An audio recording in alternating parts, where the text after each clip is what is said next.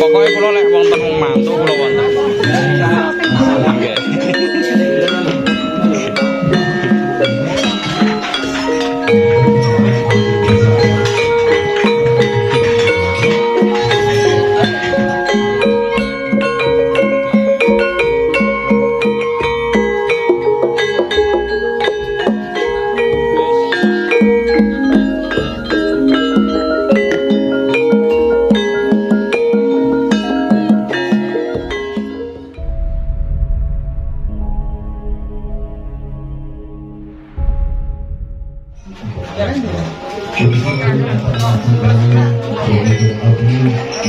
Halo. Piye, jange ora burung iki. Sajake kok bero. Alamate bero iki tego iki, rendeng iki. Oke. Wah, iki mang. Oh, iki mang ya. Oh, alah, beda rangka lur.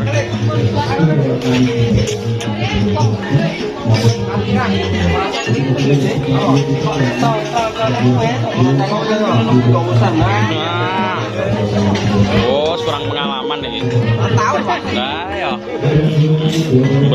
Iki arane berokak. Berokak ingkung. Berokak ingkung lur.